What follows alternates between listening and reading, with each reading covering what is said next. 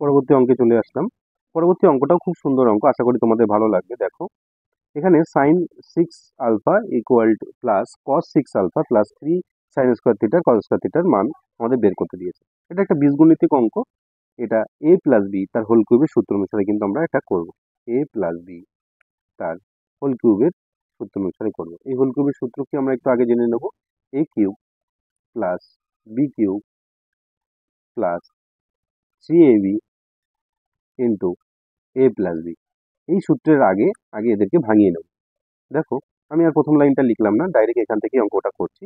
ঠিক, তাহলে এখানে আমরা লিখতে পারি সাইন এ স্কোয়ার তার হোল কিউব আলফা, এখানে তার হোল কিউব, এ কিউব পেয়ে গেলাম কিন্তু, প্লাস বি কিউব বের করবো। তাহলে এখানে লিখতে পারি কস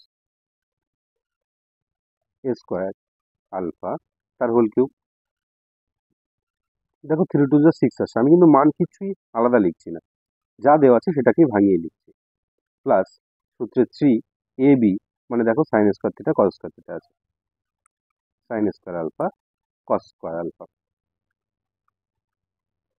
এর ভেতরে যারা থাকবে সে এ, আর এটাকে বি, এটাকে এ আর এটাকে বি ধরছি আমরা মনে মনে। ঠিক, তাহলে ইন্টু এখানে লিখতে পারি, দেখো তো এক্সট্রা এটা লিখছি sine square alpha plus cos square alpha.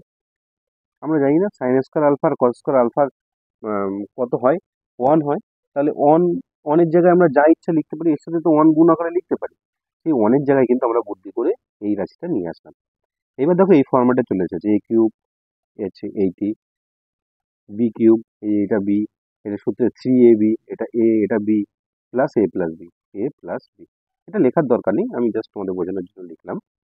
তো দেখো এই ফর্ম্যাটে যখন চলে এসেছে, তো এই ফর্ম্যাটে থাকলে আমরা এটাকে এইভাবে লিখতে পারি, এ প্লাস বি তার হোল কিউব, মানে আমরা লিখতে পারি সাইন স্কোয়ার আলফা, এটা তো এ, বি কোনটা কস স্কোয়ার আলফা তার হোল কিউব।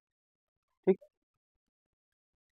তো দেখো sine square plus cos square alpha মানে আমরা জানি ওয়ান, তাই অনের যদি কিউব করি তাহলে অনই আসবে আমাদের অ্যান্সার।